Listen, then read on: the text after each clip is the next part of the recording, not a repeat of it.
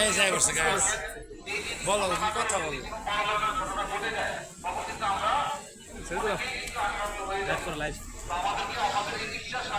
এমনি কালা মানুষ আরো কালা ভূমিকম্প অগ্নিকাণ্ড এবং ভূমিকম্প যেকোনো ধরনের দুর্ঘটনা বিস্ফোরণ এই দুর্ঘটনাগুলো ঘটলে যে আমাদের কি প্রস্তুতি থাকতে হবে আমাদেরকে সবার আগে কি করতে হবে নিরাপদ জায়গায় আসতে হবে নিরাপদ জায়গা কোনটা অ্যাসেম্বলি পয়েন্ট মাঠ বন্ধ জায়গা সেটাই হচ্ছে আমাদের জন্য নিরাপদ জায়গা আমাদেরকে আগে নিরাপদ জায়গাটা করতে হবে তো আমরা এইটা মাথায় রাখবো